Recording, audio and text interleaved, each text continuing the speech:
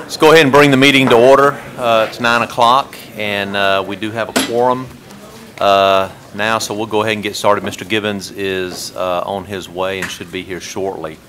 Let's go ahead and stand for call to order. Let us pray. Father, we thank you for the opportunity to gather today in the interest of the college, the students, and the faculty. Please be with us today as we make the right decisions for all of those entities and do the right thing. We pray in your name. Amen. Amen. Pledge allegiance to the flag of the United States of America and to the republic for which it stands, one nation, under God, indivisible, with liberty and justice for all. All right, preliminary matters. Presentation of retirement resolution for Lynn Whitelaw. I thought I saw the bus pull up.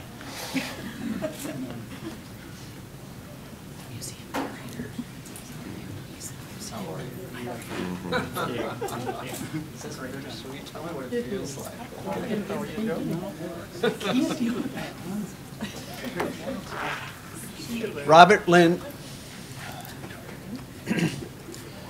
Robert Lynn Whitelaw began his association with St. Petersburg College in the late 1980s, teaching non-Western humanities on the Clearwater campus for program director Helen Gilbart. And whereas Mr. Whitelaw was named the founding director of the Lipa Ratner Museum in 1998, prior to the museum's construction on the Tarpon Springs campus, and whereas Mr. Whitelaw worked strategically and successfully with donors Alan Lipa and Isabel Sutton to build an art museum to serve the needs of St. Petersburg College students and the arts community in North Pinellas County, his meticulous, dedicated work resulted in the design and construction of an award-winning museum visited and enjoyed by thousands each year. And whereas Mr. Whitelaw served as director and curator until 2010, when he relinquished his directorship to focus on exhibition development and museum accreditation, the museum received full accreditation from the American Alliance for Museums in 2013. Over the years, he has organized more than 75 exhibitions and important shows. In 2015, he was recognized by his peers with a Lifetime Achievement Award from the Florida Association of Museums. Now, therefore, be it resolved that the St. Petersburg College Board of Trustees and the total college community hereby recognize and appreciate the outstanding contribution to the college and the community by Robert Lynn Whitelaw and extend to him our best wishes for enjoyment throughout the years ahead. Resolution being adopted and approved by the Board of Trustees this 14th day of October 2015. Hear, hear.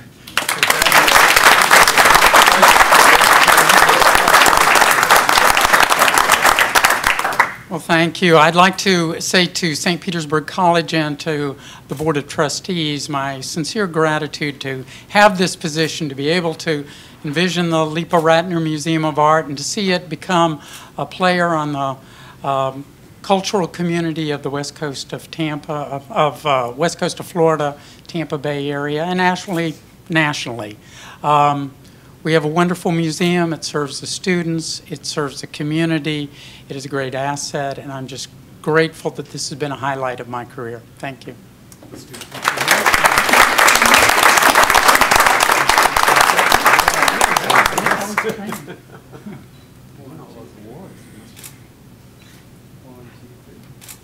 Thank you very much. Okay. Thanks. Thank you all. Move on to the comments. I have none. Board members, Mr. Fine, Ms. Biella, any comments? Dr. Law.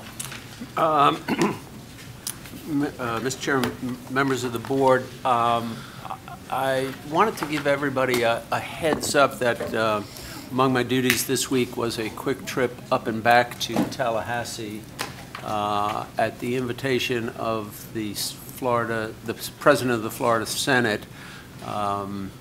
We had occasion to meet with him and his Chief of Staff briefly on the issue relating to guns on campus. And it comes in the wake of just a horrific tragedy in our communities last week on the West Coast. I wish I could find a couple of sentences that would make everybody feel good right away. I can't do that. The issue is a work in progress. I don't think it is moving in a direction that that all of us would in our hearts prefer to see. So my job is to continue to deal with the facts on the ground in whatever best form we can. I wanted the purpose of this little soliloquy, though, is to give you a heads up that I have asked my staff to start pulling together some information to discern what would be the opportunity, if necessary, for us to have an armed sworn law enforcement officers as part of our safety and security. It is a long way from this early alert to a final decision. I have made arrangements for a consultant to give me, a very well-known consultant, to give me guidance as to what that would entail, how we would handle it. I want to be very careful. My staff has done an excellent job, as you saw last month, with the safety and security report. Our campuses are today, I would argue, the safest place to be in Pinellas County. They will remain the safest place to be in Pinellas County. If the law changes, so be it. But our students will always come to a place where they feel safe, secure, and supported in their learning environment. And we will just take the step by step, keep you informed at every step. This is a big change for this institution. And unless I hear otherwise from you, we will try to bring you an outline report to give you all the issues for the November board meeting, and then we can have a fuller discussion at the planning meeting in December. Certainly, I think, a prudent thing to do at this point in time. So, any other comments? We don't have any public comments, so we'll move on. In the board packet for this month, the minutes for last month's meeting. Can I get a motion to approve? Motion to approve. Second? Second. All right. All in favor? Aye. Aye. Any opposed? Approve the minutes from last meeting. Monthly reports. Board Attorney, Mr. Lang. Thank you, sir. Have very little to report. However, I have been working with Brian, and I think everything's moving smoothly towards the remaining Midtown acquisition of property. Perfect. General Counsel, Ms. Gardner. Yes, good morning. I don't have a report this morning. Thank you. Faculty Governance Organization, Dr. Mercandani. Mr. Chairman, board members, Dr. Law, thank you for the opportunity to present this morning. I'm Rich Mercandante, President of the Faculty Senate.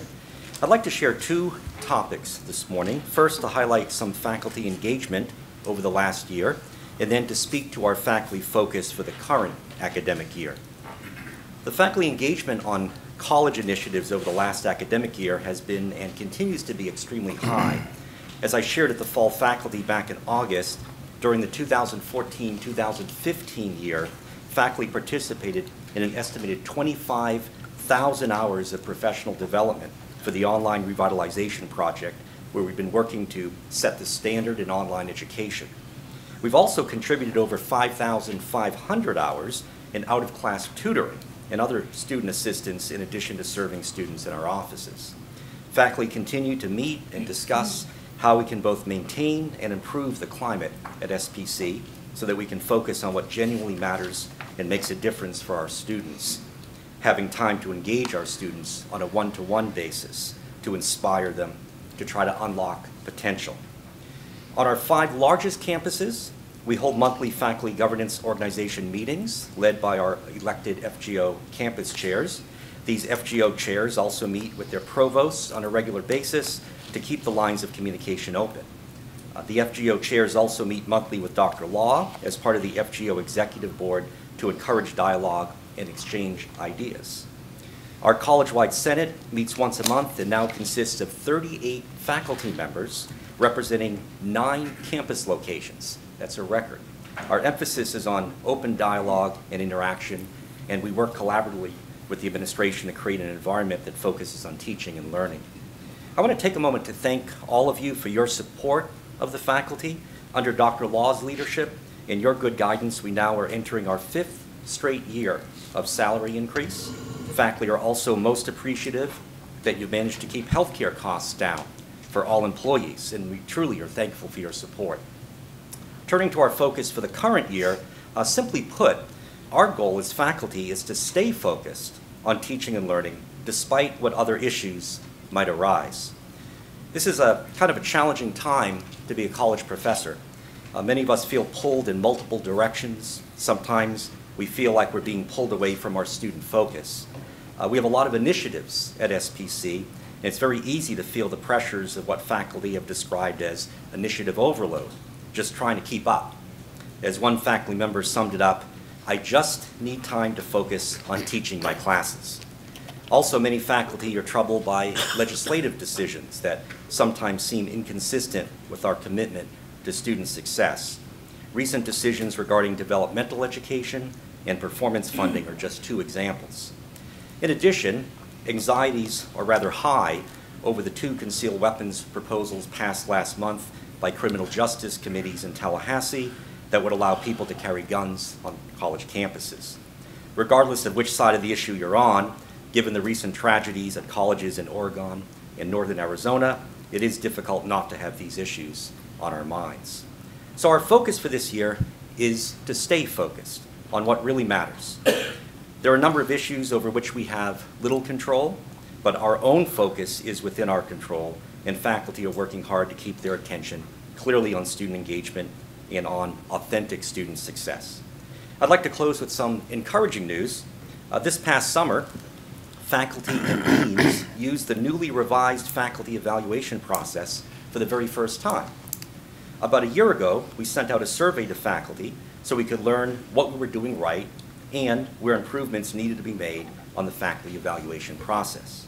A couple of weeks ago, I sent out that same faculty survey. This time around, over 82% of faculty agreed that the collaboration between faculty and deans was a positive experience during the evaluation process. This was an increase of over 10% over the previous year. I'm encouraged that many faculty and deans are able to work well together to achieve our common goals. I think whenever you have the vast majority of faculty saying that they can work well with their boss, I think you can call it a good day. Again, thank you for all the work that you've done to create a positive climate for teaching and learning at SPC, and I'd be glad to respond to any questions. Probably just one comment. I certainly appreciate what everybody does, and kind of our mission being student success with all the swirl going on and all the things going on, as long as we can stay focused on that, I think we're on the right path. Absolutely. These other things, I think they'll get taken care of one way or another. A lot of them are out of our control.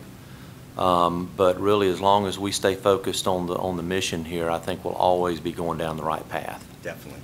Agreed. Anything else? Anything else? Thank you. All right, thanks. Career Service Steering Committee monthly report, Mr. Gibson. Good morning, Mr. Chairman, Dr. Law, Board. Thank you for giving me the opportunity to make this presentation. As you can see, that's the brood.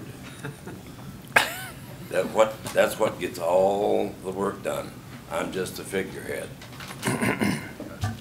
I wish that my staff were here this morning. I was going to introduce them, but only one is, so I'm going to embarrass her and introduce her.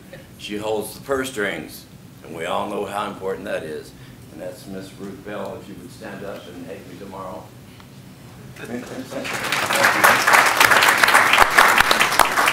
I have an amazing staff. I have what they call a co-chair, but that's not what I call her. I call her they could call her a vice chair, excuse me, but I call her my co-chair because she's got more energy than the Energizer Bunny and more ideas than Thomas Edison. She keeps me straight, keeps me on the right path. I have an excellent team behind me with the people the secretary that keeps me honest, saying, yes, you did say that. And I really feel bad that they're not here so that you can see them, because really I am the figurehead. But back to the matter at hand. The 2015-16 CSEC Membership Committee have all been filled. We took a big hit when the counselors were promoted up, but we have managed to fill all of the slots, so which was no small feat. But people have stepped up. The committee has been going now 4.5 years, and we've done some amazing things in that 4.5 years, thanks to Dr. Law's rather large shoe print. And we've worked hard. We have, all of us, especially the committee. Those people that you see up there, and the people that came before them, they all work hard. They believe in what they're doing. All the college day speakers have been locked in and scheduled. All college days activities have been locked in. If you do get a chance, come and hear the motivational speakers at all college day, because they are a hoot. Some of the goals for this year changed for the CSEC. The CSEC up until this year had worked primarily to improve the lot of the career service employees and the students secondarily. Well, this year I had the, I guess, misfortune to go to a strategic initiative meeting and seeing the shape that we were in. And when I went back to my people and told them that, they looked at me as like, okay, this is not going to work. We got to roll our sleeves up. So every year at the beginning of each semester, we wear T-shirts that say, "Can I help you?" And we go out of our way to help the students find the classes they need and get them the support they need and all that. But then after about 2 weeks, that drops off. And the kids, the students, I shouldn't say kids because they're not, they are to me, but they get lost. And they're ashamed to ask for help. So this year, the Career Service Employee Council has pledged that during their trips down the hallway, and we all make trips down to the hallway, to consciously look for the student that's confused or slamming the book closed in disgust or just staring off into space like, you know, this is not going to work. And walk up and introduce yourself and ask, you know, how's it going? How's the classes going? Are you having trouble with anyone in particular? Can I help show you where we have the tutoring classes that are free? Can I get you to a counselor, you know, to a counselor so that we can get you back on track? And I do believe that with that effort, I'm confident that my people will get enough of the kids back online that it will get us, as is in St. Pete College, out of the bottom of the middle, back up on top where we belong. I don't like the middle. I like the top, because if you ain't the top dog, the view never changes. So in addition to that, to assist in that, we created what's called a Titan Award. And what that is a service award that Dr. Laud so generously gave us. 3 people every 6 months or less, you know, because the criteria is going to be stiff. Anybody other than career service that goes above and beyond what's called for can be nominated in January and February, because we want to kick this off in January and February. Then in March, they will be, March, we'll make the first award. We'll make the decision, and so we'll make the first awards in April. Then 6 months from that, we'll do it again. If we've only got one, so be it. I don't believe we'll only have one. I'd like to think that the people in the career service go beyond what's called of them every day. So I'm hoping to get nominations by the barrel full that we'll have to sort through. I feel confident in that because I feel confident in the career service employees. That concludes my presentation. Are there any questions, anything I can answer for you? Any questions, comments? Say something nice. Rick has been waiting a long time to make his presentation here. Thanks, Rick. Thank you. Thanks, Thank thanks, you. Mr. Gibson. Next on the agenda, presentation on International Education Plan of Action 2015-2016, Ramona Kirsch, who I met this morning, by the way. Yes, good morning, Chairman Oliver, trustees, Mr. President. I am Ramona Kirsch, Director of International Programs, and it's my great pleasure to present today the International Education Plan for 2015-2016. Now, to put this in context, our Strategic Internationalization Plan is aligned with our mission and values at SPC, as you can see here, particularly in the areas of global citizenship, diversity, and partnerships, and student focus. This plan has also had internal and external stakeholder input, all focused on how to give students access to global engagement and experiences. First, it's important to know why. There should be a slide right there, right there. First, it's important to know why we need a plan. It's not just because we think it's a good idea that we should host international students and that we should send students abroad, but it's in direct alignment, as you see from these quotes, with industry needs. Workforce, we need a global workforce, and employers are hungry for graduates who have intercultural communication skills and are used to working with people from diverse backgrounds. Our plan, Student Access to Global Engagement, or SAGE, is based on 4 pillars, 4 focus areas: education abroad, international student services, international partnerships, and co-curricular development. All 4 of these are intricately related. They're not standalone silos, but together they create a tapestry of continuous and ongoing strategic internationalization. Our first pillar is our student engagement abroad. We have a very robust program this year, 16 programs, 14 countries, 11 departments, 19 faculty. We have 7 programs that are service learning. We have new first-time programs in Africa, South Africa, China, and India. We have internships and practicums, including practicums in Jamaica for dental hygiene and education, and also our practicum in Australia for our vet tech program. We also have partnership programs that are very innovative with USF St. Pete. We have Vietnam, and also with our partners at Florida Consortium for International Education through Valencia College, we have a Germany Holocaust program as well. Now, while you have detailed information in your packets about these programs, I think it worthwhile to look at the diverse array of faculty and departments. Next year, I hope we have to go to 2 slides on this, that will have so many options. Included in these courses are gen ed requirements, our electives, but also options for upper and lower division courses. It's important to note also our Bon Air program includes industry certification for all of the participants. They receive coral reef restoration certification as divers. Now, in the best of all possible worlds, we know that we would love to get all of our students abroad, but with busy lives and commitments, we know that's not always possible. So what we have are significant student engagement at home.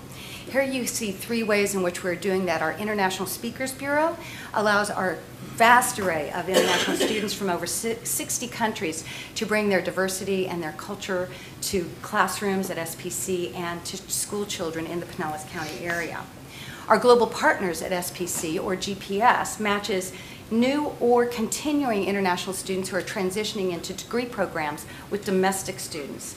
This allows for our international students to succeed academically, to get integrated on community and campus, but also at the same time allows our domestic students, many of whom never leave the state of Florida, to have one-on-one dialogue, intercultural dialogue and learning with our international students. Our international events are college-wide now. We have many events happening every week. For instance, just this week, we have Latino Tuesdays. We have several Hispanic heritage events. We have Country 101 sessions focusing on a country or region in the world. And international programs will be present at all of the college visit days we have this year as well. Another way that we are engaged is through our partnerships. We have Go Glocal in Tampa Bay. We have a Go Glocal calendar in which faculty, staff, and students can see, for instance, in the month of October, over 20 different area events with global input or engagement. And we work with faculty so that students can take advantage of this as a co-curricular activity. Our SPC in the world is an online interactive spreadsheet where you can see all over 40 of our partners, the details of our partnership, but also how to get engaged. For instance, just this month, we met with our partner in China, and next week we will have partners from Colombia and India on our campus. Every delegation, every partner that we engage with, faculty, staff, and students benefit from this, and we create innovative ways in order not only to engage with our partners, but to integrate our globalization into the classroom. Speaking of which, one of the most innovative ways that we're doing this year is through our collaborative online international learning, or what's known as COIL. We have 18 faculty, 18 classrooms, and we're partnering with 18 international partners so that they can have a spring COIL activity in their classrooms.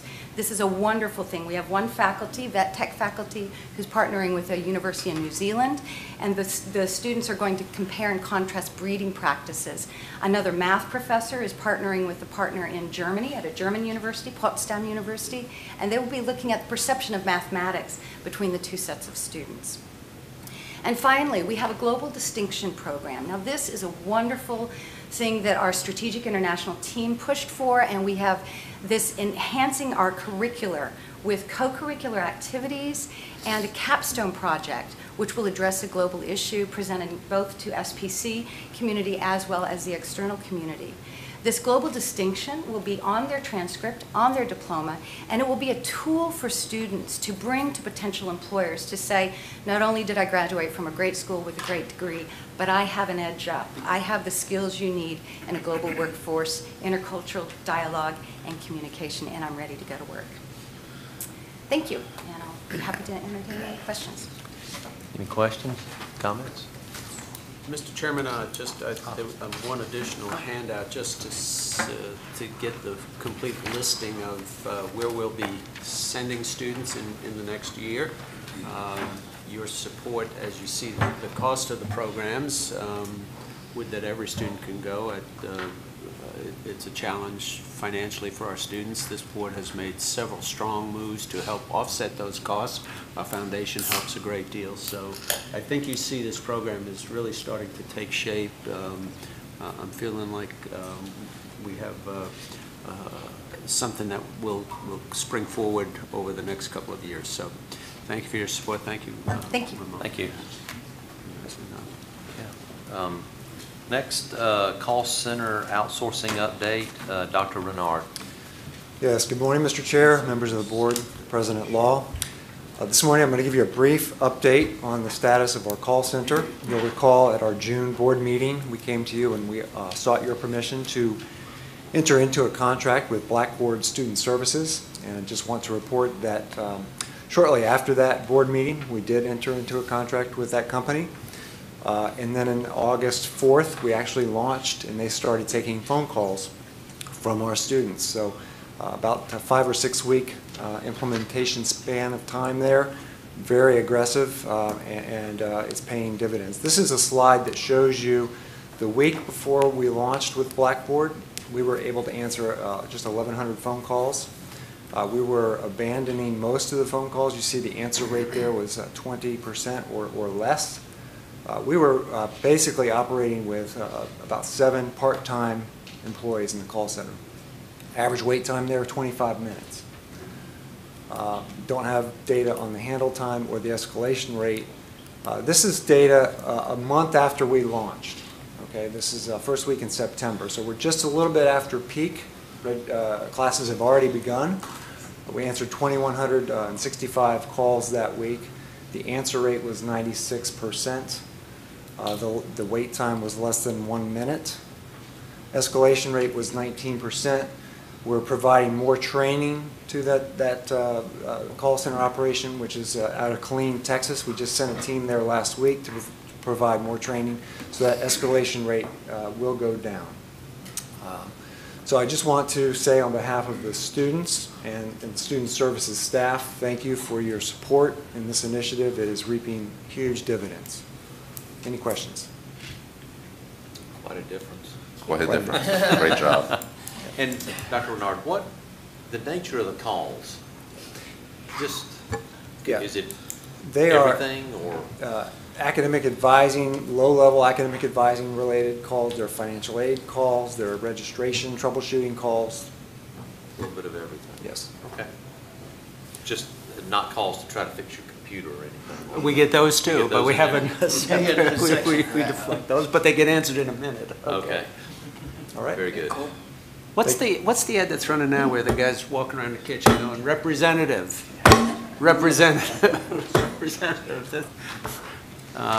Patrick and his team did a really good job getting this up and Nice running job. in time to sort of take the pressure off, but we had hit bottom and we're heading in the right direction. Thank you. Thank you for your was here support. somewhere. This She is, did a great job. Mr. Chairman, this is a good, and board members, I think this is a good example of we do what we can do, and then the things we don't do well, we figure out how to get somebody else to do them, but do that on a daily basis. This is a good job. Thank you. Next, we have a presentation on Smart Start. Julie Gomez. Good morning, Mr. Chair, Dr. Law, and members of the Board of Trustees. My name is Julie Gomez. I'm the Student Success Manager at the Clearwater campus, and it is an honor to speak about the Smart Start initiative with you this morning. We are very appreciative of this initiative that we took forward this semester, and I look forward to sharing our data with you.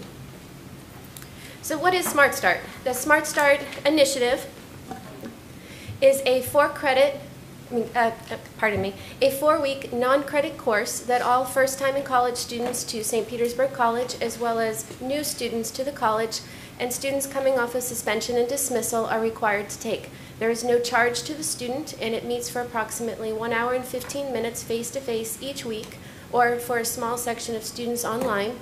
And in addition to that, there can be up to about an hour of homework that the student can do, sometimes within the class or on their own time, and that is why it's labeled a blended course. So if you take a moment to look at the slides, you'll see that we break out into 4 weeks. We also call them modules. And in Module 1, we begin with an introduction with the facilitators in the class. The facilitators in almost all of the sections were academic and career advisors. So they have the knowledge and the foundation in college resources to really help address student success issues and challenges. In the first week, they also take a tour of the library where they meet with library staff. On most campuses, they have the opportunity to tour the library facilities, look at the learning resources commons, and tutoring resources as well. And all of the assignments in week 1 addressed library resources and exercises that they would be doing in their classrooms pertaining to research to prepare the students. In week 2, or module 2, students are informed about academic standing policies that the college has so that they're knowledgeable about minimum GPA requirements, completion ratios, and the various success initiatives and resources we have on campus. In week 3, the Career Center staff visited every section that was offered on all of the campuses, and they informed students of resume writing, interview skills, job search tactics, and the various programs and degrees that match up with career paths that we offer through the college. And then concluding in week 4, students worked on their My Learning Plan, which is their pathway to academic completion here at the college, as I'm sure you're aware of. But they were working one-on-one with the facilitators in the classroom, as well as group exercises to become knowledgeable about the various degree paths and what it took to complete those classes in that at SPC.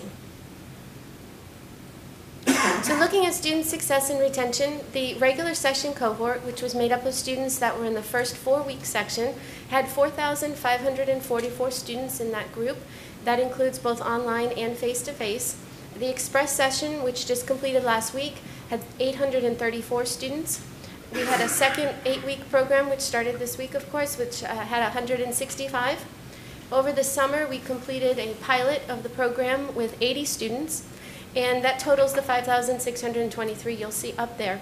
Of the students that completed the Smart Start initiative with the first go-around at this, the 4 weeks, you'll see that we had an 86% completion of this, and that was 3,848 students. That number we would of course prefer to be a lot higher, and that is the goal going forward, is to get as many students to complete this outstanding initiative. I would point out that some of the students that were unsuccessful in completing the course were not unsuccessful in reaching at least some point of information obtained by the experience. And we have reached out, and when I say we, all facilitators, advising managers, student coaches, learning support common staff, numerous representatives of college have attempted to reach those students that did not complete the course, and through phone calls, emails, my courses, through some of their staff members and their teachers, etc. And that would be one of our largest goals going forward, is how we can reach out to more students and encourage them to be successful in this initiative. So looking at the enrollment by campus, on this slide you'll see that the modality split between online and face-to-face. Online was reserved for traditional online students that live out of the Tampa Bay area. We had a few exceptions to that when deemed appropriate by the advisors, but generally speaking, the online learners were full-time online students outside the area. The face-to-face modules you'll see up there as well represents a very large group of students, and that was split amongst all of the campuses. Each campus offered a various number of sections based on the need. We tried to address the best times of day for students to get to this class, and so forth. You'll see that the numbers of sections range from 6 on the All-State all the way to 78 on the Gibbs campus. And that also includes Express and 8-week 2. And then many campuses had an additional number of Express sessions available to students in the event that they were not able to complete the course during the traditional 4 weeks that was offered, so they would have time to go back and finish that. So early alerts. What we tried to break out here is you'll look at the cumulative number of early alerts that were received for students that were enrolled in a Smart Start section. So again, looking at the Smart Start cohort, we're talking about first-time in college students, students returning from suspension and dismissal, and students new to St. Petersburg College. If you look at these numbers, you'll see there's a steady increase each week. The blue is the total number of students, and the orange would be the total number of alerts that were issued to that group of students. We did find, in comparison to previous years, that having an academic advisor as the facilitator of the course and also attached to the students in their sections made it far more successful in reaching out to resolve issues of early alerts, and that the students in the Smart Start sections had a lower withdrawal rate in their classes than students who did not complete Smart Start. Specifically, per Dr. Lau's request, we looked at week number 6, and we found that about over 1,000 early alerts were issued college-wide, and of that number, 40% were to Smart Start students. So although the majority of the students enrolled in Smart Start make up the majority of the classes eligible for early alerts, we still found it was the students that were not in Smart Start that were receiving the greater percentage. So that was great to find out, and thank you for the recommendation to look into that further.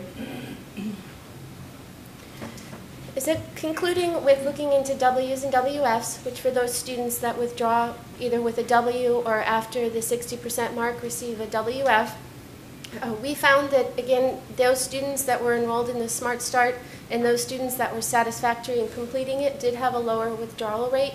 We also found that Smart Start students overall had a very high completion of all of the college initiatives that we have going on right now. The percentage that are career coded, meaning that they're coded green or yellow or red, and specifically up here I addressed those that were coded green, is at 80%, which is an outstanding start to see that students are that driven and understand their purpose here at the college.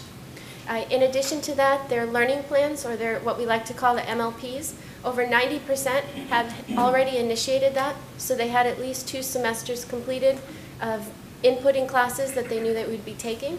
And for many of us involved in the learning plan process, we see that if a student can see what they have to take next semester, and for those that can map out several semesters, we know that they have a greater chance of registering early and following the right path.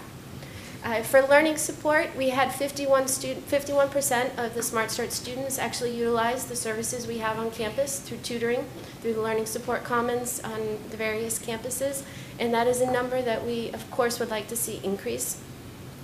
Most importantly, though, I believe if you were to compare last year at the end of the semester to where we are right now, it's very evident that the students that had the opportunity to participate in Smart Start overall have a higher success rate and a lower withdrawal rate from their classes. At the end of the semester last year, students had the option of completing a 2-hour new student orientation, as opposed to now where we have them for over 4 hours for the full month, and we are definitely connected through my courses and other manners to reach them and communicate with them. And you'll see on the screen that there's definitely a decrease in the number of withdrawals, and WFs, of course.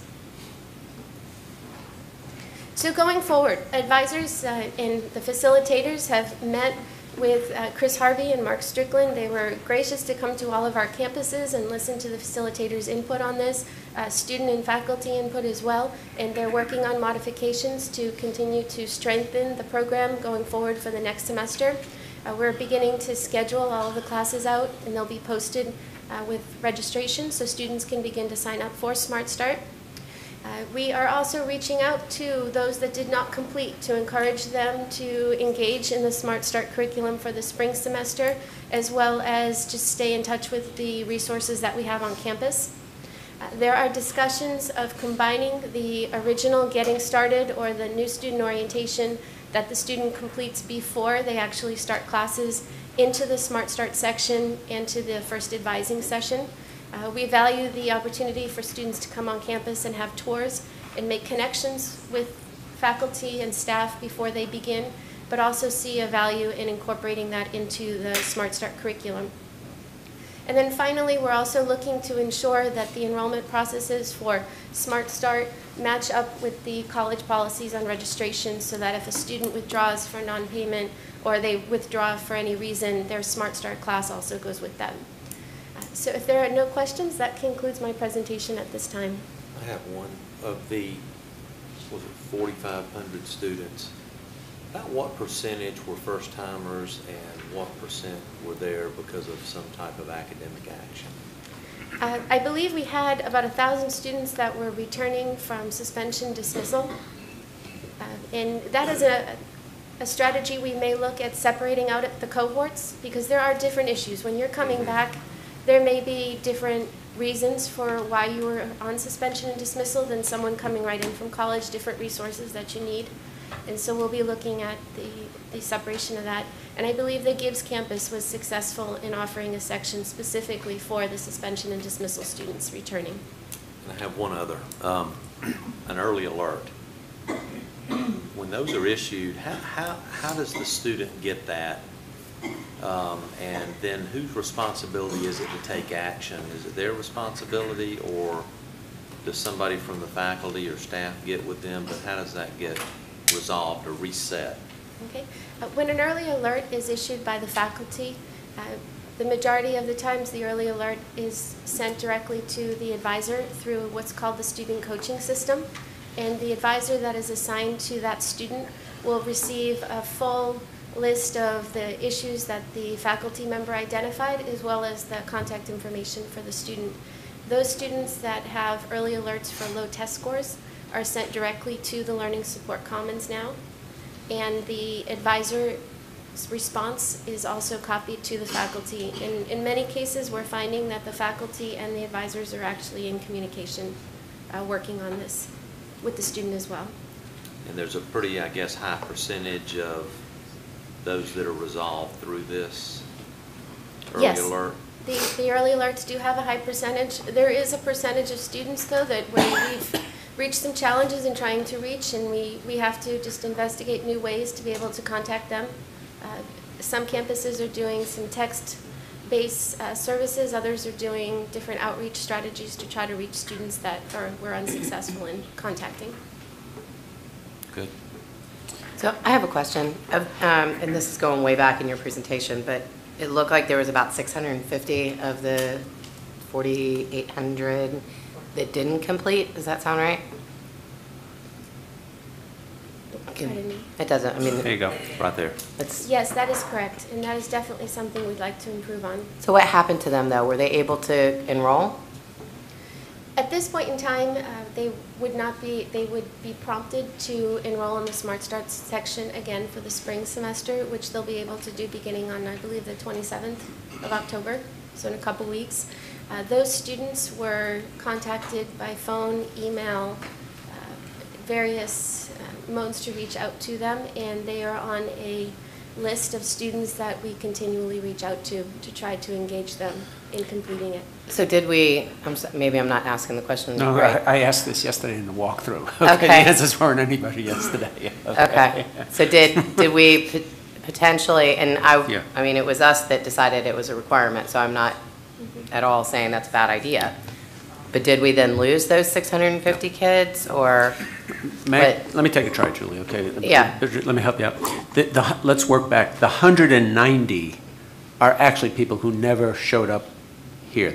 That's what Julie was saying. They registered for classes before they even showed up. That was the last time we heard from them. They never showed up for any classes or Smart Start. Didn't pay, weren't involved. But because there was no charge for Smart Start, we were carrying them over as if they were going to show up. Okay. They were never going to show up. So we're getting smart to throw those out right away, right? Let's not waste time on trying to find those students. There's 444 that we don't know exactly what to do with. We're trying not to make this a punitive event. Some of those 444 actually are showing the success skills anyway, without our prompting. That's not surprising. We made a decision not to put people on hold, which is our normal knee-jerk reaction to try to enforce our wills. So right now, we're going through again, making individual contacts with them, seeing if we've got the numbers small enough, can we get to them before registration starts for the spring.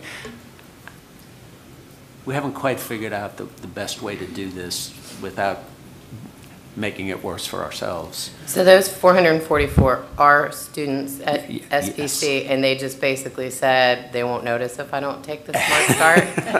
Is that what it is? Some of them have been pretty honest in that as well. You talking about my kids now? Yeah, probably mine too, but okay.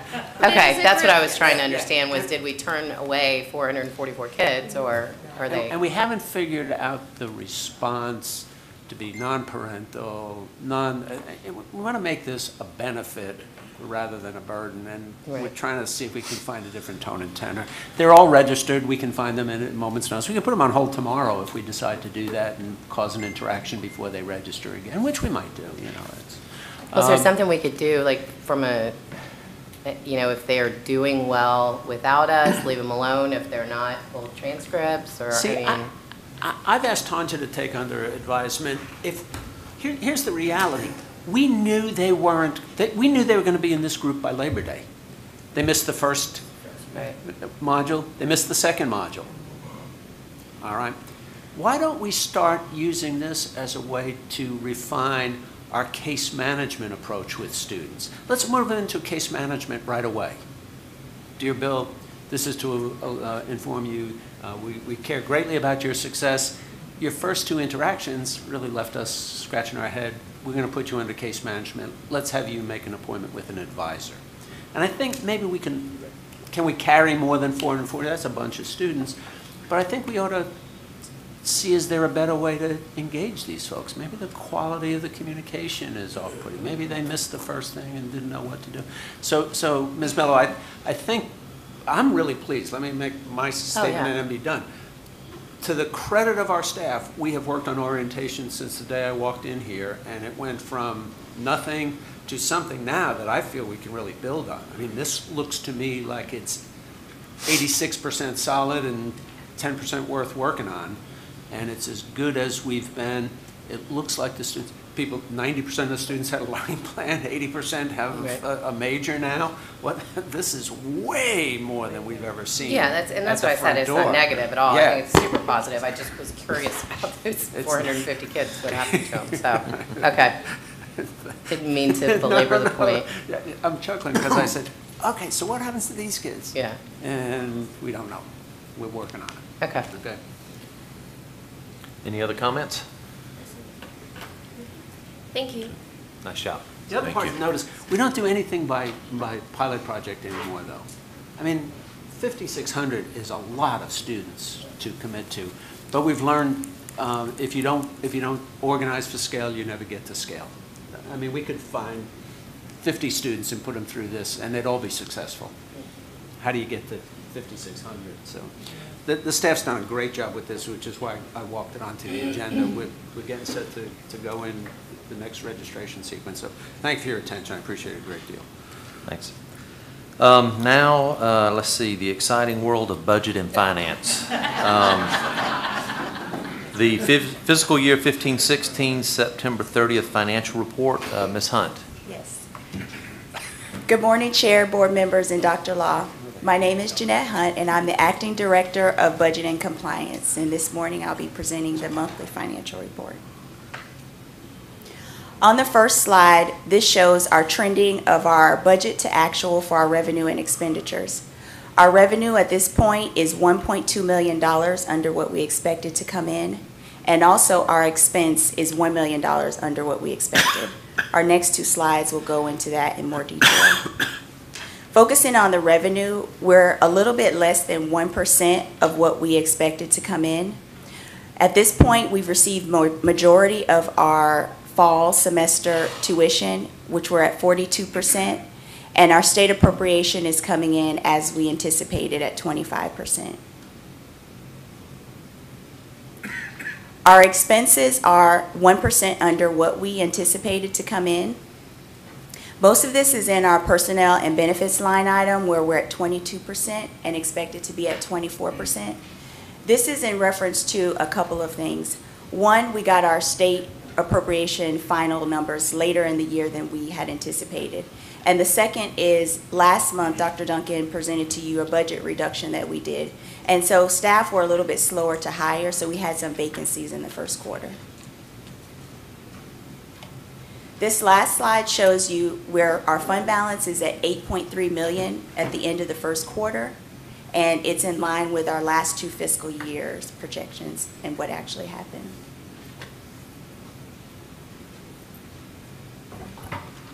Good morning. Jeanette's doing a great job, by the way. Just real quickly, Jeanette mentioned that last month we already had done some spending reductions to help adjust the budget. As we saw the fall enrollment continue to drop over the express terms, we noticed that, of course, the adjunct spending, you'll see from the report, is still either at or slightly above where it was before the enrollment dropped. So while we can normally go in and we can make various spending adjustments, our goal at this point in the year, and we've been working with the deans, is to bring our schedule, realign the cost of the schedule in line with our revised enrollment projections for the spring and summer terms. So our plan is to adjust the instructional schedule for spring and summer based on the actual enrollment projection, review the adjunct, what's called ECH, or equated credit hours, which is basically determines the cost once the schedule is adjusted. And then, of course, we will look at any other related instructional costs to see what, if any, corrections can be made there as well. And that is our plan, and our plan would be to bring that forward to you once completed. That's it. Questions? Questions? Thank you. We've managed to address the concerns that emerged with the downturn in the in the fall semester. I think we have Deborah, when is the meeting scheduled with the vice presidents and myself? The 19th. We have a long workshop in my office to adjust for the rest of the year, and that we'll bring that to your next meeting. So we want to give you a good estimate of how we're going to get through the year, revised assumptions. Everybody's working pretty hard. It's not all good news, but I think we've got our arms around the problem, so we will let you know. All right. See, next section, administrative matters. First, in your books, under 6D1, there's a human resources personnel report. I need a motion to approve the personnel report. Second. So moved. All in favor? Aye. Aye. Any opposed? All right, the personnel report passes. Second item up, career employee evaluation. Ms. Warner and Mr. Gibson.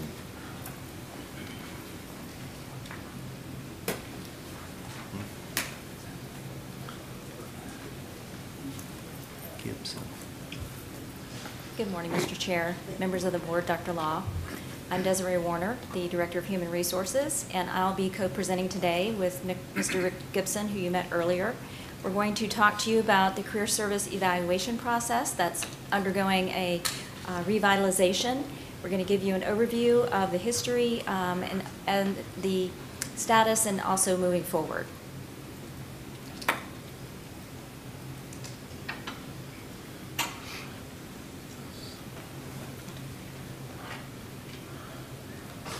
Okay, as everybody knows, the evaluation process was a nightmare. Everybody dreaded it, the supervisors dreaded it, the employees dreaded it, and it didn't work. So we decided to come up with something new. And we've seen how well that it worked for the students, the student experience. So we kind of patterned this a little bit after that and kind of stole a few things, or actually didn't steal it because it didn't leave the property, it just kind of borrowed. But starting this, we started back in May of 14 with a big group, a very large group. We sent out a bunch of surveys to the supervisors and the employees asking for suggestions as to how we should do this, what they wanted. We got those back, we went through those, and we gradually pared down the number of people involved and came up with changing the conversation. That the conversation should start with the employee, knowing what he wants to do, not sure how to get there, but knowing what he wants to do. If he wants to improve himself, if he wants to stay there, whatever. And then that, following the circle around, should go to the supervisor. And the two of them together should agree upon something. And then that, following that on around, they should come up together with the career growth path and how they're going to get there. They need the career growth path. You need ongoing dialogue, and you need a process to look forward to. Behavior and values. This program, like I said, is similar to the college experience and student success plan. The values, growth, and learning growth plan, goals and expectations. The values review and feedback, that being the important word, feedback from both the supervisor and employee. Values review the feedback and growth of the outcomes, both good and bad. The values early intervention / recognition. By that we mean if you're not maintaining or you're not reaching your goals, and this is in the first 3 months, why not? Is it something that we're not giving you, the supervisor, or the college is not giving you? Or is it something that you're not doing? You're not applying yourself. Your attendance is bad. Correcting that, first 3 months. Or, hopefully, on the other side, recognition. You're meeting your goals, you're meeting what you set for, and you're doing a great job, so thank you, keep it up. The values of the supervisor's role as a success coach cannot be, you can't say how valuable it's going to be. The training is going to be intensive. The supervisor's role as a success coach is going to be very, very, very crucial. We're all going to have to get on board with it. The supervisor is going to have to get on board with it to make it work. And I'm sure that they all will after the initial resistance. Because it's change. There's always resistance to change. I mean, if people are dealing with a dragon, at least they know what dragon they got to deal with. Why do you tell me that now I'm not dealing with a dragon, I'm doing it with 2 raging bulls? No, I don't want that. I'll just deal with a dragon. I don't know what I'm dealing with. But we'll get it. We'll get it worked out. I have no doubt in my mind. And the values are learning and HR support coach. There's going to be 2 coaches, 2 people at HR that are going to be designated as support coach for the supervisors in the event that they don't understand or they need a little help in guiding the employee. Because it's going to be up to the supervisors to guide the employee. It's going to be up to the employee to be guided and put forth the effort. So HR is going to play a role in helping the career service groups and the supervisors, as Mr. Gibson mentioned, and we're going to help bridge the gap between the old process and the new process. So the first question is, are there major differences? And the answer is yes. The old process, we had an annual evaluation, it was a 12-month look back, there were no required meetings, and there was actual ratings that were both negative and positive. And going forward, what we're looking at is how will this new process help our career paths? It's going to be a positive process based on clear goals, ongoing dialogue, and the look for future growth. We're looking at this in two ways. We're looking at these as what are the goals for the current position? If you are looking to not move up in the position, we're calling these foundational. So what do I need to do to be successful in my current role? Or if I want to grow, we're calling these aspirational. What do I need to do to grow within the organization? So we're going to have two focus areas to work with the employees and supervisors to have that dialogue. There will be an ongoing process. The initial stage will be the conversation between the employee and the supervisor, setting the stage for that career dialogue, the expectations, developing the goals. Within a 3 to 4 month period, there'll be check-ins to see how things are going. There'll also be mid-year check-ins. Does everybody have the resources? Are we on track? There'll be opportunity to provide feedback at that time, to have listening, opportunity for the needs again, to provide that coaching, additional check-ins, and then the year-end discussion to see how things went for the following year and what adjustments need to be made. The question becomes, what do we do whenever an employee is not meeting expectations or is exceeding expectations?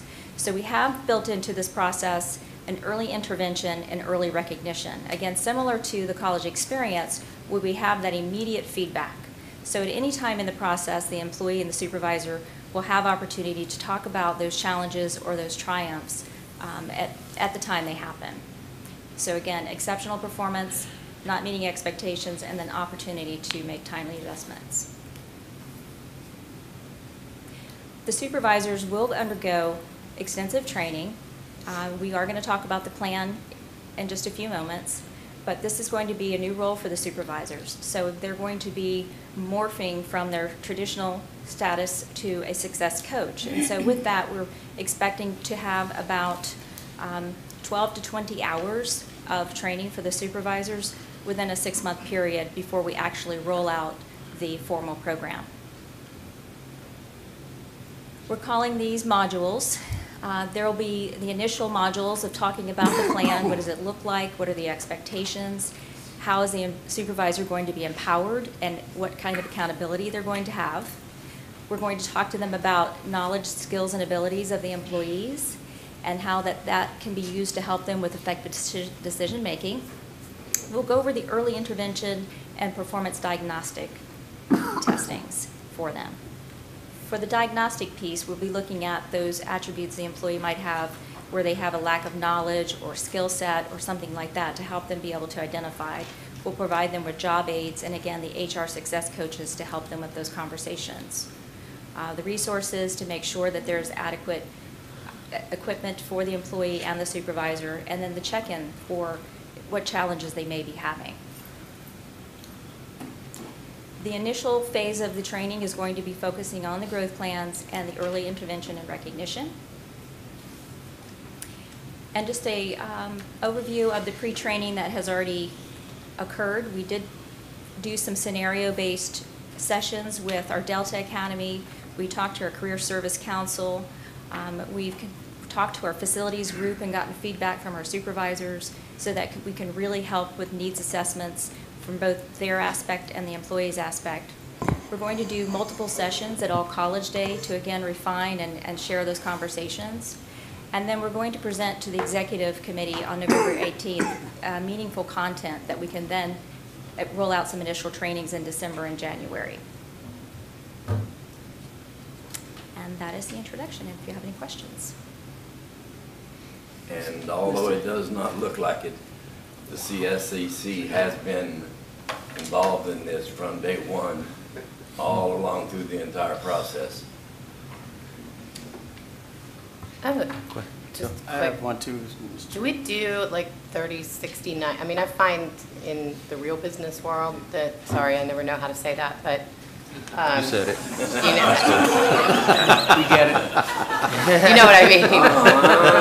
That by 89 days in, I mean, if you sit back and gut check, you know whether somebody's going to make it or not. Do we do a 30, 60, 90 expectation? For our and career review? service employees, we do have a probationary period, and we do have check-ins, quarterly check-ins that are required, and you go through that process at But that. at 30 days, at 60 days, at 90 days, or no? No, it's actually every 4 months. But this dialogue is expected to happen every 3 months and actually ongoing, so that when there are challenges, we're not waiting until 4 months. We're actually on the spot, helping them with the early intervention. So we're creating online tools so that the supervisors will have job aids that they can click on, or they can actually send a message to HR to say, hey, we need some help with this conversation, or the employee needs training, or those kinds of things. Does probationary period not apply to us? Yeah. I mean, a 90-day Just clarify, thing? when an employee comes on, what is the probationary period? A year, 1 year. A career employee Yes. who's not performing in the first 60 days stays for a whole year, is that? No. At any Then time it's- during that probationary period, that can be addressed. There's formal check-ins that are scheduled every 4 months, but at any time the employee is having trouble, that can occur in the first week, it can occur in the first month. And so then the conversation is, okay, we have an employee who was recently hired, or who's recently in this role, and they're not doing well. What do we need to do? So we've engaged in conversations to have training, a performance plan established. Sometimes we will have to say that this person's not a right fit if it goes to that direction, but typically we try to get that person back on track. But we have had cases where the employees are quickly turned over because they actually are in the wrong role. And that goes as well for present employees, because this new system is going to cause them to not be able to sit back and coast. Well, and I think it's great quarterly for existing, but I'm just talking, that is worrisome to me, only because the laws are different if it's in their first 90 days than if they are after their first 90 days. Can I review that? You know, we have these conversations at the dinner table at night, and I get confused as to which conversation I last had. Patrick, who has HR. Let's be sure we understand incoming employees, what's the nurture, support, feedback, termination if necessary. I will tell you this feature has been for people who've been with us for a while. Right. How do we continue to motivate them? How do we continue to recognize them? So your question is well placed. I'm sorry, Mr. No, I thought Captain Fine had. No, go ahead. Okay. Can you clarify something? I have a few questions, actually. Explain to me who career services are, who these career service employees are. I just want to be clear, I understand who the who we're talking about. Well, the career service employees start at the custodial, up into maintenance, and then on up into some of the frontline career staff, secretarial, with the students. That used to include the counselors, but now the counselors have been taken away from us. A&P. More like, be more like A&P, I remember that. we call non-exempt. So this is, okay, so this is like custodial maintenance, secretaries. Some office. Some office. Right, your skilled craft. Okay. Levels. All right, so the only, Paraprofessionals. I guess, Dr. Law, my only question would have two really are, if that's the case, they work, let's take it from this perspective. Who is the customer? So the college would be the customer for most of these employees. So while I like the system, I would also like to see them be evaluated by the customer. So any departments that they're working with, why wouldn't we have some folks from other departments be able to evaluate or throw some weight in there to say, this person is good, this person does a good job of this? That, to me, would be very critical, because you're talking about coaching folks. So you can't coach them unless you know where there's a problem. Like, for example, when she was talking about the real world. You know, my customer has to evaluate the folks that work for me because I'm not on the front line every day. But these individuals are obviously on the front line working with a host of different, so let's figure out who individual, maybe like a desk audit. No, I When think you go and you say, who's your customer every day? How you effectively evaluate that person every day without doing some type of audit to who they are responsible to or their product is responsible to. You understand what I'm saying? Yeah, I think we're, Okay. as I'd like to say, we're in violent agreement here. Okay. No, we're good. Here's the issue. There's a whole range of interlocking issues here, and again, Sure. with your background and experience at the college. I think we woke up one day and we realized we have the folks who do the frontline work overwhelmingly do a great job. I'm not worried that you see the quality of the facilities and everything else. Exactly. Their anxiety level revolves around how is my supervisor perceiving my work? How do I get, if I'm doing a good job, how do I know I'm not going to get cross wires with somebody the next day? We all, I work for a board, I have the same anxieties. So step one was to say, how do we want to evaluate people? I don't think, most of these folks, we don't need a checklist. They're doing their job every day. They want to know, how do I move up? How do I continue to grow? How can I jump to another job if it comes available? So you see embedded in here a lot of forward-looking, Mr. Gibbons. That's one. Secondly, making sure we know what feedback they're getting from their supervisors, and is that uniform across the campus? It's generally uniform, okay? That's two.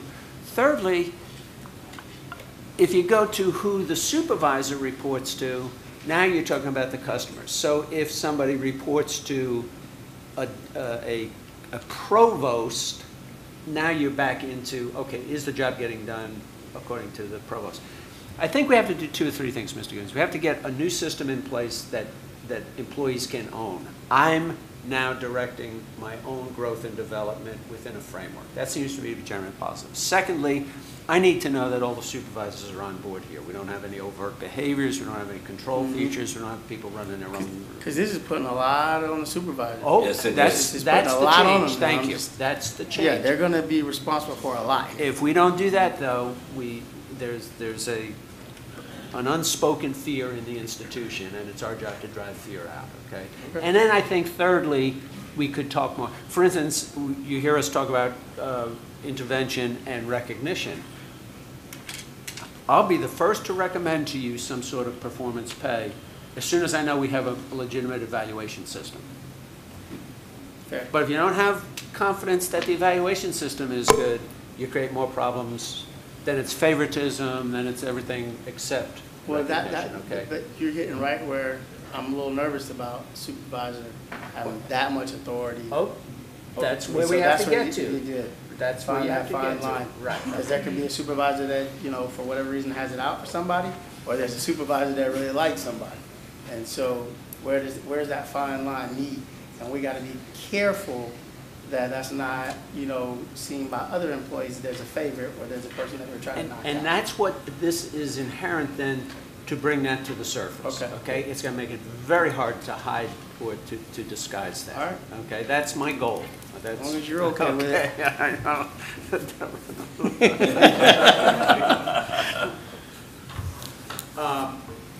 Thank you, Mr. Chair. CSEC have worked very hard. Rick himself Rick has enormous background in a variety of work involvements. He's got a career that's worthy of writing a book. He's lent a great deal of his personal energy to move this forward. It's something that desperately is needed at the institution. Okay, we have, do we have 500 people in the career category? Something like that, yeah. And they need to feel supported, recognized, goal-oriented, and everything else. So it's going to be, this is hard work. So it's going to be an uphill battle, but they're going in. So put your boots on. Great job. Thank you. Put your toe spikes on and start climbing. But just because of your title, I had the opportunity to interact with Mark Anthony Bailey last week on he did a wellness panel for us and did an incredible job. And I had no idea that we had that program in place, so I was learning while everybody else was about that program. But giving him the opportunity to talk, I think, at some point would be incredible. I don't know if everybody else knows, but he did an amazing job, and I just wanted to recognize if you guys were the right ones to recognize him. Thank you. This launches on All College Day. Okay, so, and we'll keep you fully informed as to how the progress is working as they put in hundreds of hours. Thank you. Thank you very much. Thank you.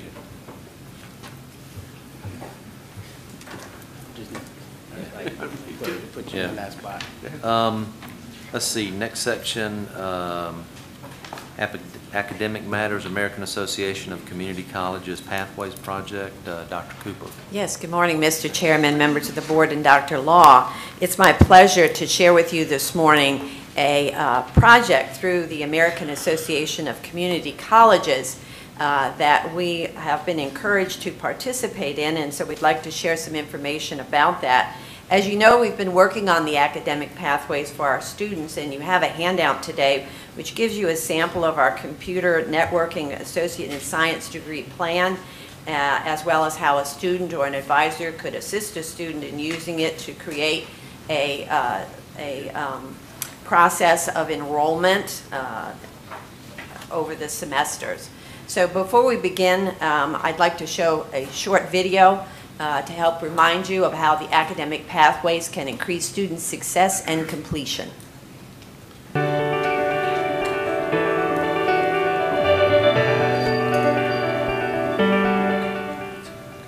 So you've decided to go to college. Congratulations! This is a big step toward your future of possibilities. Whether you're a returning student, a transfer student, or a first-time in college student, you have many important decisions to make to help you reach your end goal. Like most life-changing endeavors, getting started isn't always as easy as it seems. SPC's academic pathways take the guesswork out of planning your college career. What's my career goal? What academic program will prepare me to reach my goal? What courses should I take to get started? How do I select what is best for me given all of these options? With academic pathways, you now have a roadmap to help you select specific courses to take in a specific order to maximize your chances for success. You can have confidence that you're on the right track because the courses were hand-picked by academic deans, faculty, and advisors. While nothing should replace the professional guidance of an SPC advisor, academic pathways give you an organized look at the path that students just like you have followed to successfully complete their degrees. Let's take a look. This sample academic pathway shows a recommended sequence of classes a student working toward the IT Security AS degree could follow. At a glance, you can see specific classes and the order in which they should be taken, the semesters in which courses are typically offered, if a course requires prerequisites, if a course has other options available. This pathway also informs you of classes you can take to earn a college certificate at the same time you're working toward your AS degree. Academic pathways are designed to meet you where you are today, meaning if you've already completed some courses that count towards a degree, then simply cross them off the list and continue your journey. Academic pathways pave the way toward your college degree, next promotion, or your dream job. Academic Pathways at St. Petersburg College, your personalized college planning tool to help you start smart and finish strong.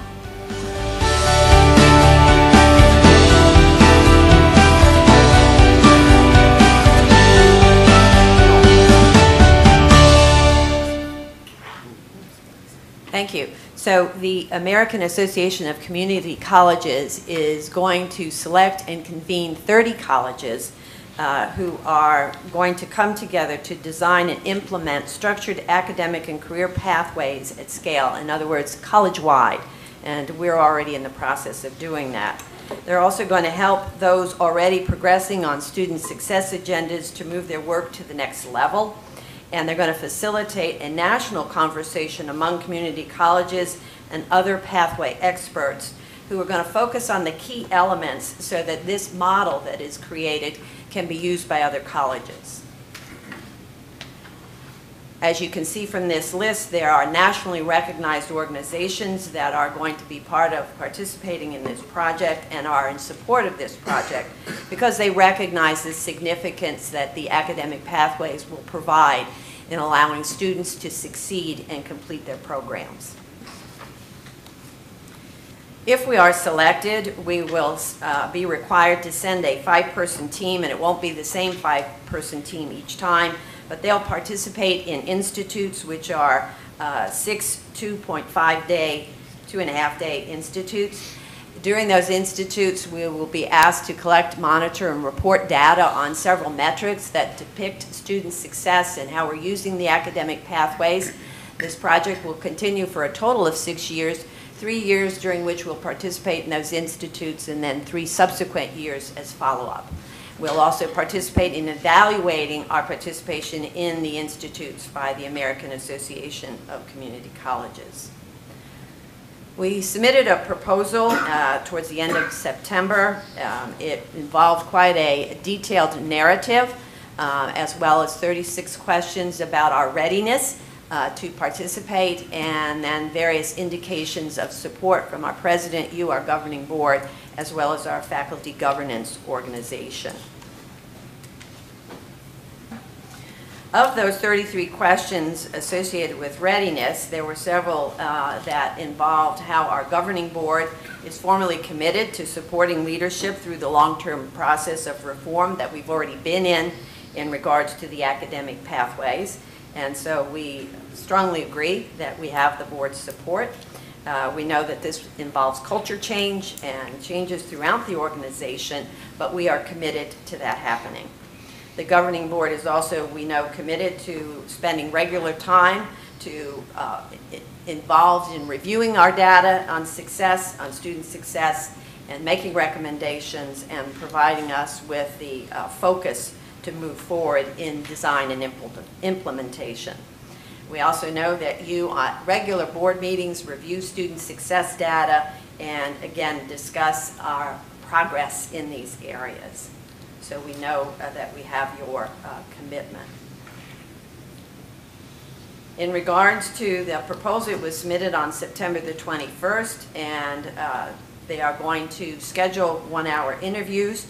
I'm glad to report that we are one of 50 colleges that have been selected now as a finalist, and we will have our first interview this afternoon at noon, and so we are looking forward to that, and we truly believe that we will be one of the 30 to move forward with this project.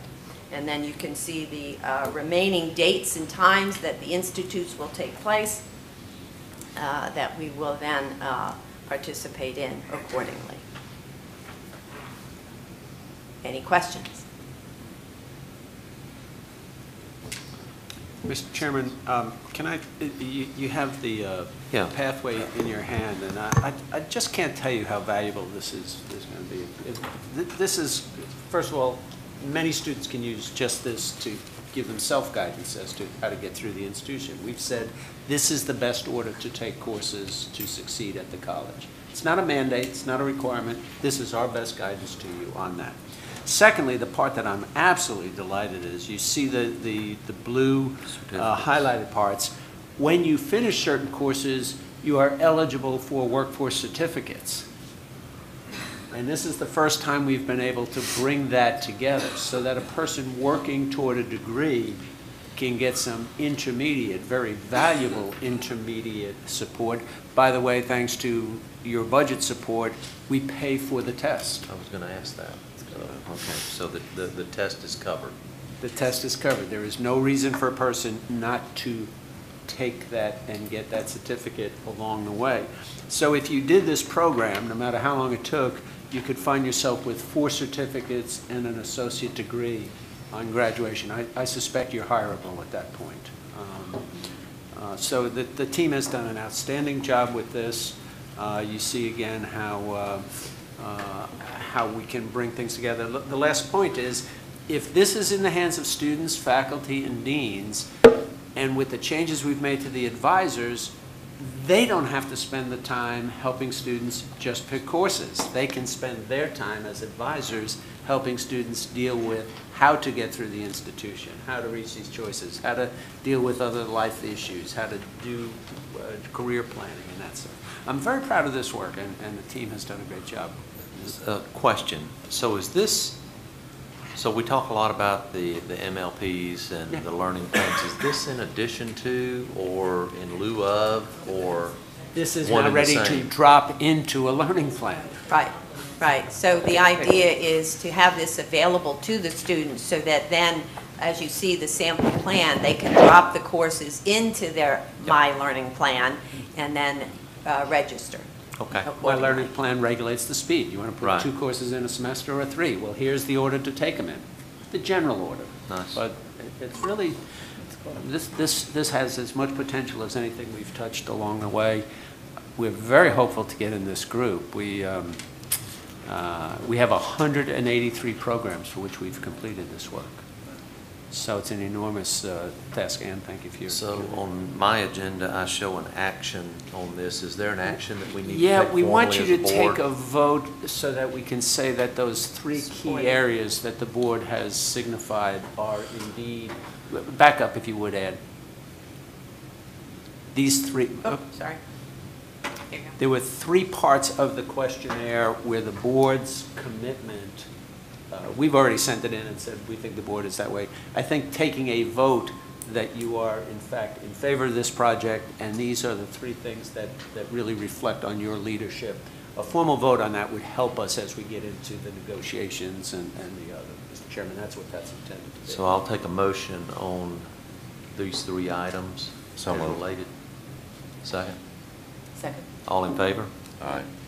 Any opposed? Very good. Thank you. Thank you, Dr. Cooper. Let's see, next item, the consent agenda. I see 1 item on there. It is in your book under section 7B3, the Energy Conservation Initiative. I'll take a motion to approve. So moved. Second? Second. All in favor? Aye. Any opposed? Very good, that passes. The next item on the agenda under Section 8 is the direct support organizations, that being the College Foundation, the Lipa Ratner Museum of Art, and the Institute for Strategic Policy Solutions. In our packet this month were all of the audit and tax forms for those. I assume that everyone has reviewed those. And can we take a group motion on that? Move to approve all 3 of them. All 3? Second. All in favor? Aye. Any opposed? Motion passes. Let's see, any information, no action on that. That section 9 is in our book. No public access for unagendable items that I'm aware of. Next item is proposed change to the Board of Trustees Rule Manual for Rule 6HX 23-1.06, which is the responsibility and authority of the President.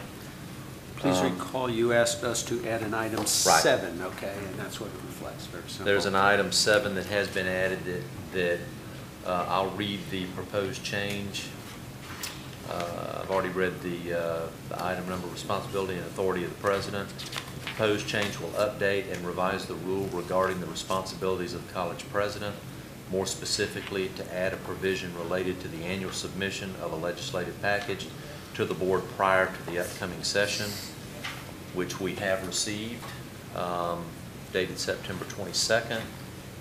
And there are 7 items on that legislative priority list for the 2016 session.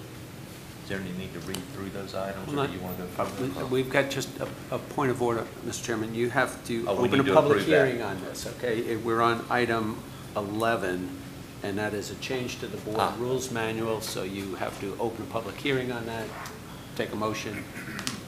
hear So do from we the public. close our meeting? We suspend our meeting, yes. Okay, so we'll suspend our meeting and open a public meeting for the proposed changes to the Board of Trustees Rule Manual that I just read. Take a motion on that. Second. All in favor? Aye. Any opposed? Motion passes. Close the public hearing and reopen our board meeting. And then the items, the priority items are number 12. And then item number 12, President's Report, which is the items on the letter.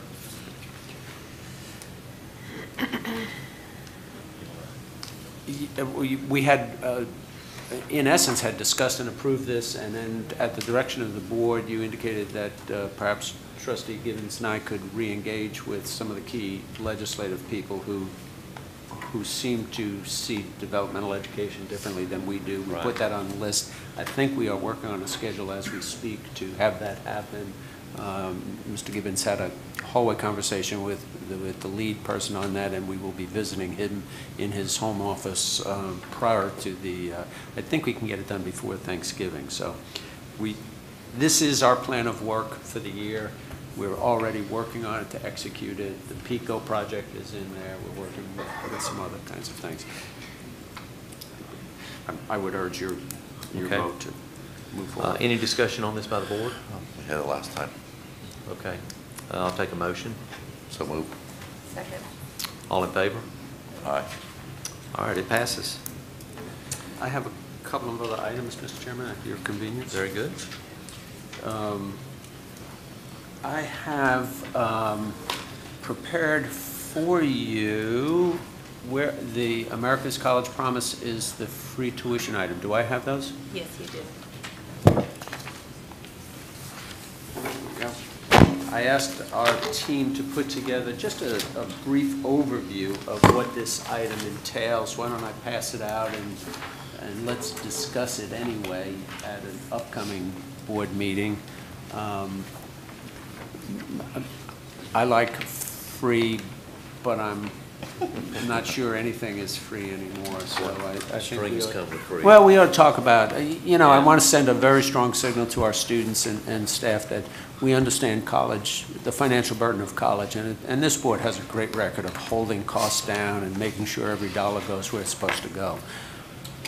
I want to make sure we don't sound cavalier to our students. So let's get the details, have a discussion, see if it drives any additional action on our part. I don't have any recommendation to you, but it's swirling everywhere in our industry, and I wanted you to have an overview of that. Okay, so that's it for today. Secondly, I want to, Francis, if you'd like to take literally 30 seconds, but the Steve Wozniak event is up and coming, and thank you, Dr. Law. Mr. Chairman and members of the board, I'm so pleased to share with you that the foundation is launching its Distinguished Speakers Series. Our inaugural event will occur on November 2nd at the Palladium Theater and will feature Apple co-founder Steve Wozniak. We're so very thrilled to be bringing in Mr. Wozniak, or Woz, as he is referred to. We do believe he is probably one of the most premier inventors of our time, and we are sure that he will provide an unforgettable evening. The whole idea is to bring greater visibility to the college by bringing in a speaker who would attract a broad audience, and hopefully we will do that on November 2nd, and we hope that you will all join us. Thank you so much. Thank you. Wanted to add that Frances knew that Hollywood was coming out with a big movie this week. So to announce that. She had her hand on the pulse, and she planned this perfectly a month after the Hollywood blockbuster. And then, Mr. Chairman, just to follow up to some emails that I had sent this week, we did have our meeting with the Clearwater City Council yesterday. That meeting went well. I would rate it B+. We're down to a lot of details: look, feel, flow of the issues. I walked away thinking they have some legitimate questions about how it would all work in the jumping back and forth between the operating agreement and the locations and whatnot. I think we're going to be okay on this, but we're not all the way home.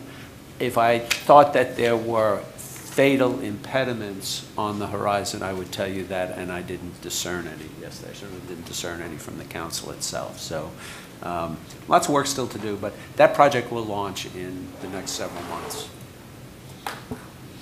Is that it? That's it, Mr. Chairman. Very good. That really kind of brings the meeting to for the college to a conclusion. Our next meeting date will be Tuesday, November the 17th at the All-State Center. And we will we'll adjourn the St. Petersburg College Board of Trustees meeting and I guess open the governing board meeting of the St. Petersburg Collegiate High School. Good morning, Mr. Chairman, board members, and Dr. Law. I'm Starla Metz, the principal of St. Petersburg Collegiate High School. Thank you for the opportunity to bring forth the audit for the 2015 school year. I'm pleased to inform you that there were no findings or recommendations, and I am respectfully requesting your approval so I may forward the audit to Pinellas County School Board and the state. Do you have any questions for me? I don't think so. The audit was included in our board packet for this month along with the others. I'll take a motion to approve. So moved. All in favor? Aye. Any opposed? Passes. Thank you very much. Thank you. We are adjourned. Thank you.